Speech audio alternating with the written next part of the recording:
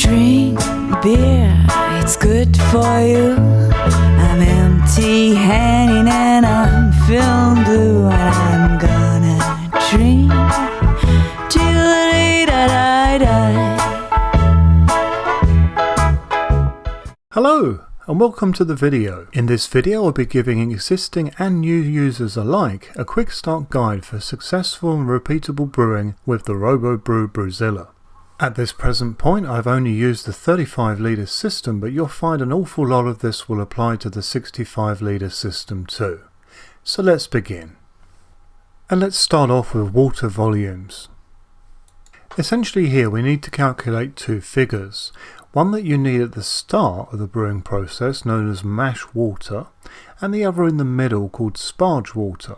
Do note that due to the amount of variables involved, this will not give precise information for everyone. So if after a couple of brews you note that you're under or over in quantity, then just make a modifier to suit your environment. These numbers should suit the majority though. To calculate your mash water, simply multiply your grain bill in kilos by 3. So if you have 5 kilos of malt, then you will use 15 litres of mash water. Sparge water is calculated as follows. This may appear complex for some at first, but it is easy when you get used to it. Let's break this down. So if you are brewing a 23 litre batch that has a 5 kilo grain bill, then it will essentially look like this. To make it easy though, you could actually just use the grain father water calculations instead. These systems are very similar in dimensions, so this will work well also. And these can be found at this web page. Before you start your brew, it is wise to prepare your sparge water. Many will choose to use something to heat this water to 75 degrees Celsius that has a tap for easy use. There are many purpose-built products that you can buy for sparge water heating. You can sparge with cold water with no ill effects, but do be aware that this will significantly lengthen your brewing time. I usually pre-fill my sparge water heater when I add my mash water to the brewing system, and I start heating the sparge water during the mash. About halfway through works fine for me. Let's now look at how you can preheat your mash water so that you can brew at a later time. This is especially handy for those that want to brew in the morning or after work, and this preheating allows you to get straight onto the brew without having to wait. To preheat your mash water you need to program 2 steps into the controller. You can see me doing this now. In this first step I'm actually telling it to heat to 21 degrees Celsius over a period of 6 hours. I then move to step 2 and set it to heat to 65 degrees Celsius, which is my first mash step, and I tell it to do this for 2 hours.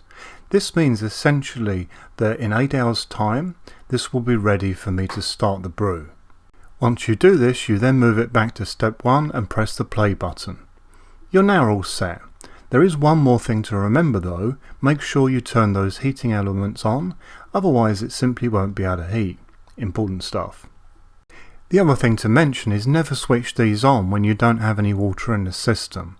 That won't work too well. So now we are brewing, and it is time to start your mash. You have your water heated to your first mash step, and the system will hold this temperature for you. If you like, you can go into S3 on your controller and set it on a timer for the period you want to mash for, and you can also self-time it. But before you press go on this timer, you will need to add your grain for your mash. I would suggest that you add up to 1 kilo of malt at a time, and then give it a really good stir before moving on. It is essential that you have no grain clumps and that every grain is wet. You can then add all the necessary parts as shown in your manual and begin the mash by turning the pump on and pressing the play button on the controller to start the timer. When you have finished the main mash, you will then need to increase the temperature to around 75 degrees Celsius. The easiest way to do this is to go into the manual mode and simply just adjust the temperature and press play. Once you have reached the temperature of 75 degrees Celsius, you're then ready to start what we call mash out. If you wish, you could actually add in the programming to S4 and actually have it so that it does this temperature for 10 minutes. You can actually program the controller that it simply moves from your mash in temperature straight into your mash out temperature, but when you time this you need to account for the ramp up time also. This time will of course vary on your power system, the amount that you're brewing and your room temperature. Once you have done this once, then you will know, and then you can set this all up automatically in the programming. Another area of note is when to have the two heating elements on. I would suggest that you have them both on while ramping up to temperature, but only have the 500 watt element on when maintaining temperature. This is important because otherwise you will overshoot your desired mash temperature. After you have finished mash out, you're ready for your sparge. You will start this by safely lifting the grain basket as shown in the manual. See the picture on screen for how this looks. You can now set the controller to actually bring the rest of what you have in your system up to the boil. What you might want to do though is start with a temperature as low as 98 degrees, just in case you have a long sparge. You don't really want the wort to be boiling underneath while you're still sparging.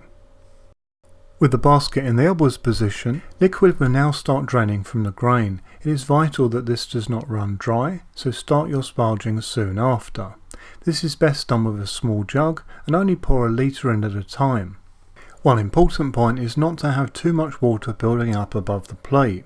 A good guideline to follow is to not let the water level go much further than the top of the finger plates, otherwise you will suffer efficiency loss.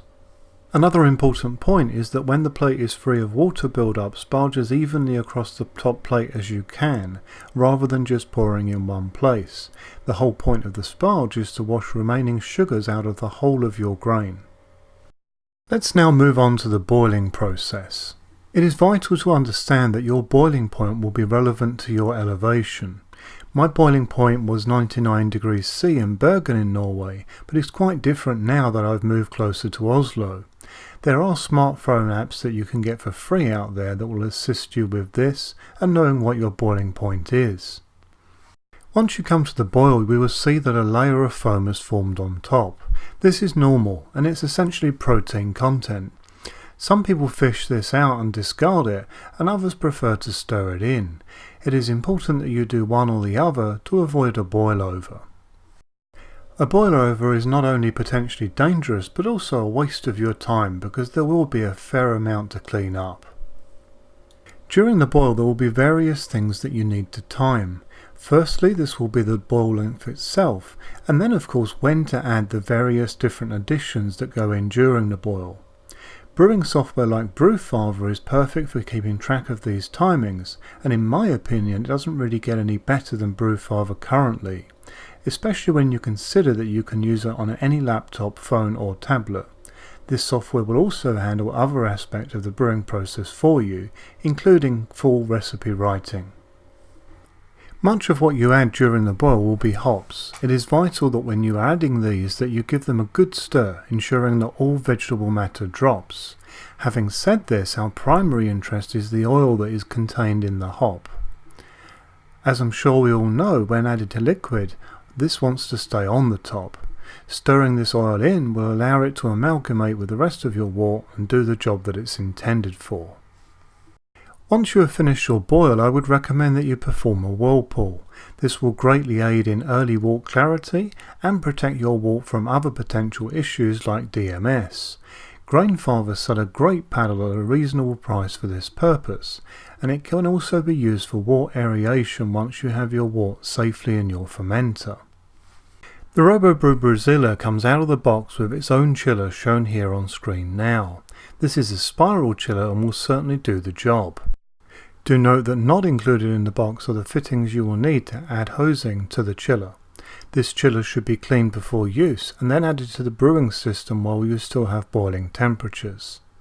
A hose is attached to one end of the spiral chiller that is connected to a cold water tap, and the other end should be placed somewhere like a sink to catch the return water flow. Do not rely on the readings from your brewing system while chilling.